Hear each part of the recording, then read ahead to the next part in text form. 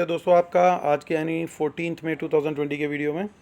दोस्तों कल हमारे को एक्सपेक्टेड था कि मार्केट जो है वो एक टाइट रेंज में रहेगी और मार्केट ने हमारे अगेन वीडियो ख़त्म होने के बाद फिर मार्केट वापस गिरा।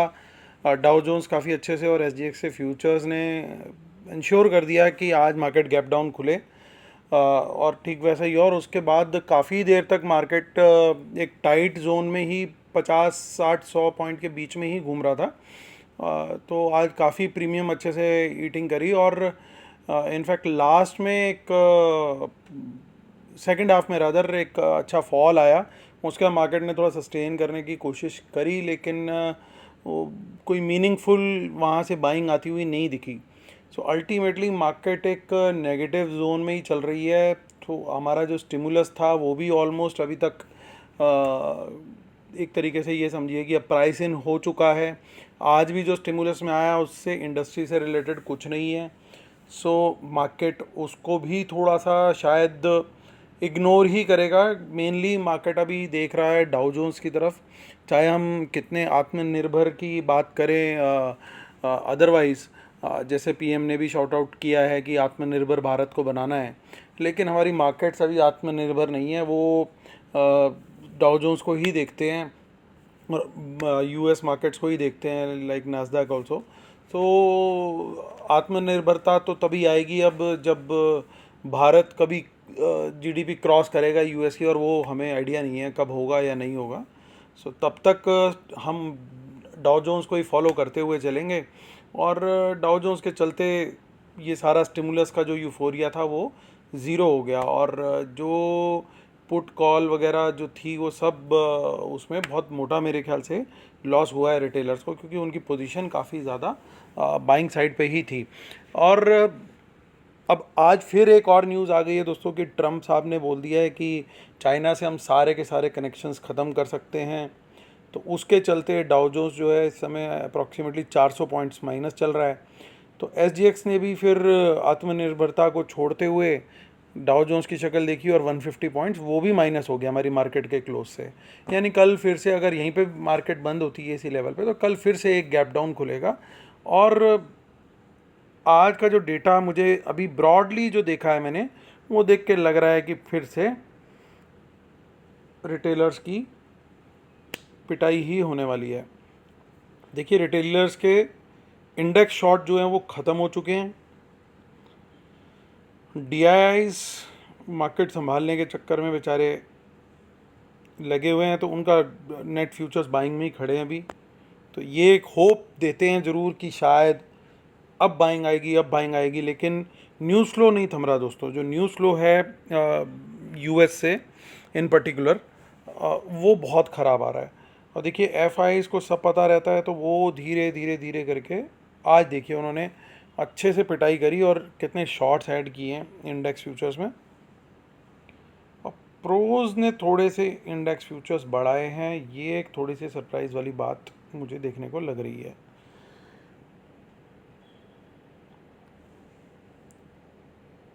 अब इंडेक्स कॉल्स में आपको पता ही है दोस्तों कि थर्सडे को डेटा कम हो जाता है, तो ये कॉल्स आपको घटती हुई दिख रही हैं। तो इसमें कोई सरप्राइज़ वाली बात नहीं है। आप खाली नेट फिगर देखिए कि नेट फिगर अभी भी इतनी स्ट्रॉन्ग खड़ी हुई है इंडेक्स कॉल्स की, और वहीं प्रोज ने शॉर्टिंग कर रखी है। बाकी दोनों में कोई मेजर चेंज है नहीं। सो रिटेलर्स का डेटा अभी तक पूरी तरीके से ख़राब चल रहा है और ये देखिए शॉकर आता हुआ दिख रहा है दोस्तों, एक बहुत बड़ा। इतनी ह्यूज क्वांटिटी में पुट राइटिंग करके गए हैं रिटेलर्स। ट्रेंड नीचे की तरफ का ही चलता जा रहा है। अगर हम वहाँ से देखें मार्केट को, पहले 10,000 9,700 800 से हमने एक ही दिन में गैप डाउन लिया था। उसके बाद में फिर हमने कुछ दिन कंसोलिडेट करके फिर इसके चलते एक रिकवरी ली, स्टिमुलस इकोनॉमिक पैकेज के चलते एक गैप अप लिया अच्छा खासा और वहाँ से फिर selling. So it's a non stop selling. और फिर भी हमारे जो बब्बर शेयर हैं वो अभी फुल फॉर्म में आ चुके हैं और बहुत बड़ी पुट राइटिंग पे पहुँच चुके हैं।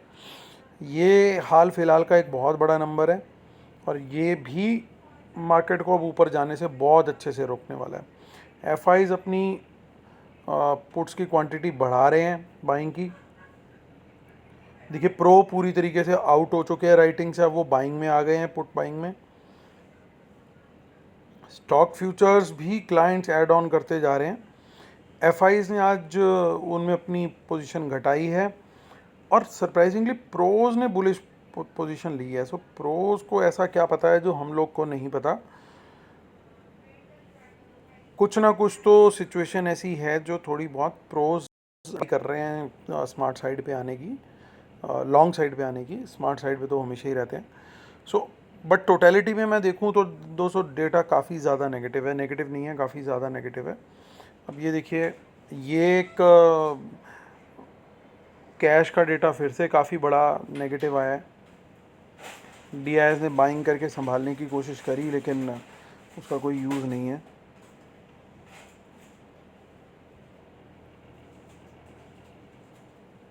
निफ्टी फ्यूचर में माफ़ कीजिएगा, शॉर्ट बिल्डअप हुआ है आज।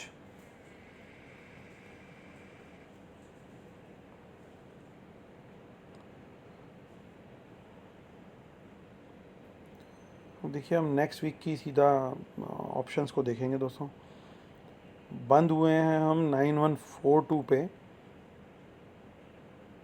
सो ये पुट राइटिंग जो हुई है वो दोस्तों हुई है रिटेल क्लाइंट्स के द्वारा, तो इनको तो मार पड़ने वाली है खूब अच्छे से।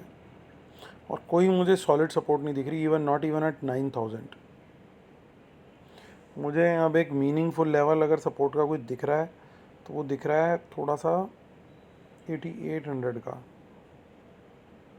9000 पे एक सपोर्ट है, बट क्या हम वहाँ से बाउंस करेंगे बड़ा कहना टफ है। कोई न्यूज़ फ्लो ही बचा सकता है अभी कल हमारी मार्केट को, अदरवाइज़ कल भी एक बियरिश ही मार्केट बना हुआ है। अब ये न्यूज़ फ्लो कब आएगा, कहाँ से आएगा, ये कहना बड़ा टफ है। और कॉल साइड पे देखिए, कॉल साइड पे काफ़ी हैवी क्वांटिटी में राइटिंग हुई है और ओपन इंटरेस्ट भी काफ़ी बड़ा हुआ है। 95 से तो एक लक्ष्मण रेखा बन गया है बिल्कुल, काफ़ी बड़ा ओपन इंटरेस्ट खड़ा हो गया वहाँ पे ऑलरेडी। तो ये काफ़ी बियरिश साइंस हैं दोस्तों।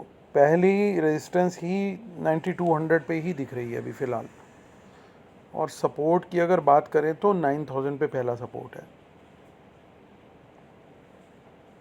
बैंक निफ्टी में चलते हैं। बैंक निफ्टी में डिस्काउंट में आ चुका है फ्यूचर।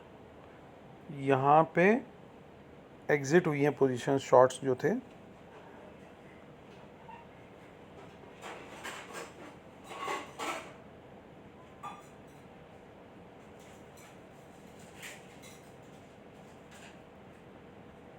क्लोज़र हुआ है 19068, यानी 19,000 पे क्लोज़ हुआ है।